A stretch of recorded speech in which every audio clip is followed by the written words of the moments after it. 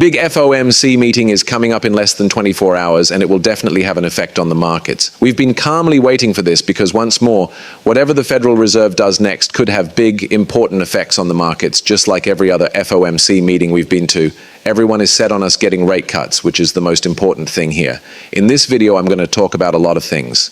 For sure, I'm going to talk about why we should be focused on the interest rate cuts. I'll also talk about what to expect at tomorrow's meeting. Let's talk about a few things now. First, let's quickly look at the market. That's $3.86 trillion in market value.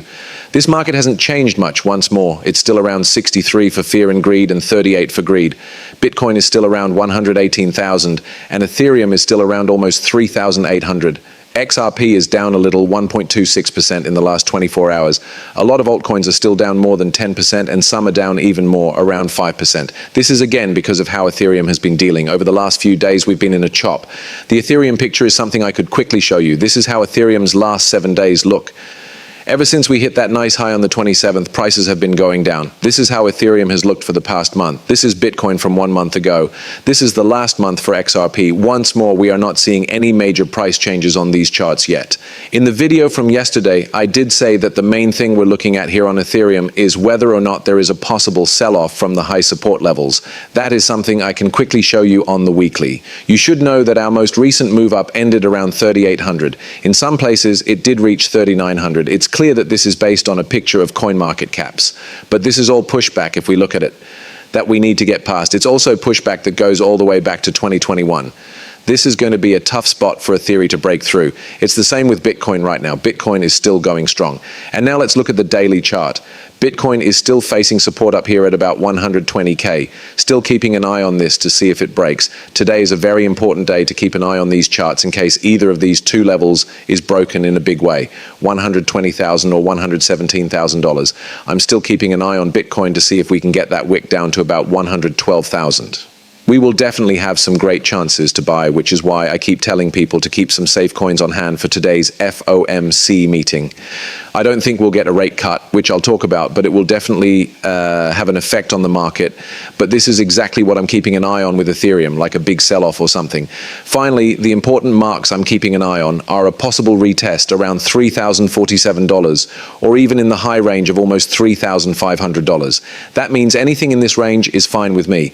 I do believe that we might have a good chance to test this level again, since we are currently facing strong resistance at the top, and this is a good place to keep an eye on any big price changes on Ethereum. For now, we'll just let the price range down a bit before the next big break to the upside above all of this support. In general, don't expect anything too crazy. I'm not expecting huge drops in the market or anything like that, but all coins will definitely see their values go down more than they should because Bitcoin and even Ethereum are so popular. That's why we're focusing on XRP as an example. When it comes to XRP, the most important thing to look out for is a break of these recent lows. We shouldn't really drop below these lows. If we do, that would make the drop in XRP a little bigger than it really is.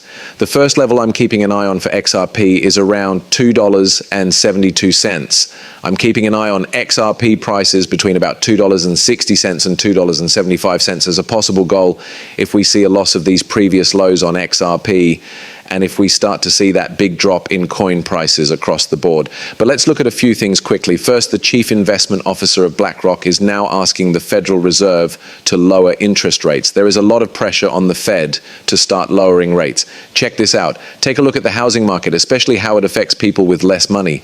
People with smaller incomes are the ones who borrow money today, and the way rates are now hurts them. The cost of homes can go down if we can get the rate down. You make more homes. Inflation goes down because of you. I believe it is reasonable to lower interest rates even when the economy is doing well. There will be less inflation where we're going. I believe we can bring it down. Based on which part of the curve you look at, the inflation break-even points today are between 2.5 and 2 3/4. The funds rate is still higher than the rate of inflation, even if it is lowered to 3.5%.